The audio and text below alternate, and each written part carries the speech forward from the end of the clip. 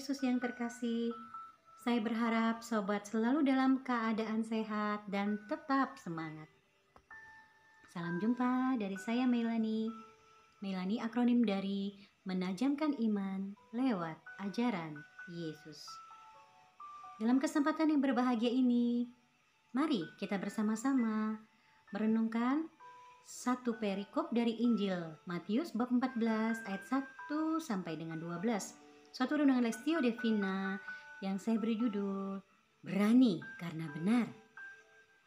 Sebagai kisah pengantar, dalam suatu kekaisaran dinasti China kuno, hiduplah seorang perdana menteri yang dikenal karena kebijaksanaannya.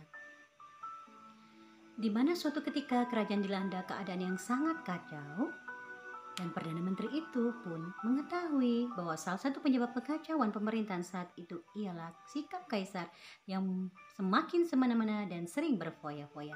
Menyikapi situasi itu, Perdana Menteri tanpa gentar, bahkan dengan sangat berani, ia memberikan nasihat kepada kaisar, walaupun hidupnya harus berakhir dengan tragis, menerima hukuman pemenggalan kepala karena ia dianggap telah menyinggung perasaan sang kaisar. Dalam perikop ini pun menceritakan bagaimana seorang Yohanes Pembaptis yang senantiasa dalam perlindungan Allah. Bahkan ia sangat disertai Allah dalam setiap kesaksiannya. Dan ia adalah utusan Allah. Ia datang untuk menyampaikan pertobatan.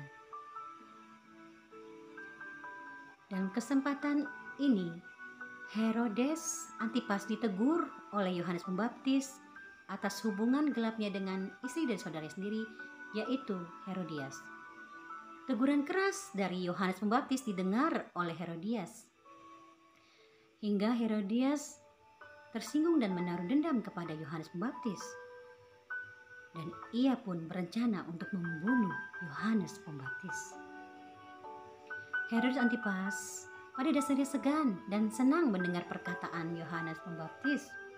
Sebab Yohanes Pembaptis adalah seorang yang benar dan dianggap suci, dan banyak orang saat itu menganggap Yohanes Pembaptis adalah seorang nabi.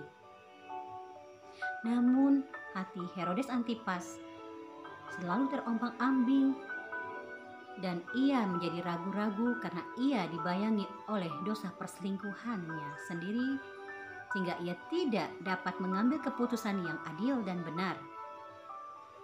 Ketika itu ia terlanjur bersumpah di hadapan semua tamu-tamunya bahwa apapun yang menjadi permintaan dari putri Herodias akan dipenuhinya. Dan kesempatan ini bagi Herodias disuruhnyalah anak gadisnya itu untuk meminta dari Herodes Antipas, yakni kepala Yohanes Pembaptis. Yohanes Pembaptis, para rasul Allah beserta para kudus Allah yang darahnya tertumpah oleh karena pemberitaan kebenaran firman Allah, adalah teladan bagi kita semua karena hidupnya dalam ketaatan tanpa syarat, kesetiaan tanpa batas, bahkan dengan keberanian sepenuh jiwa raga mewartakan apa yang mereka hidupi dan menghidupi apa yang mereka wartakan, sebagaimana firman Allah hidup dalam hidup mereka. Bahkan Yohanes Pembaptis sampai akhir hidupnya menempati tempat yang istimewa di hati Yesus. Dan Yesus berduka begitu mendalam atas berita kematian Yohanes Pembaptis. Yesus pun menyingkir dari banyak orang untuk menyendiri. Dikisahkan dari Matius bab 14 ayat 13. Hal ini membuat saya semakin menyadari betapa Allah selalu berinisiatif dan berusaha untuk merebut manusia dari kuasa dosa dan maut. Maka marilah kita senantiasa setia dalam iman kepada Kristus sampai akhir, dan Tuhan akan memberimu mahkota kehidupan. Quotes dari Paus Fransiskus.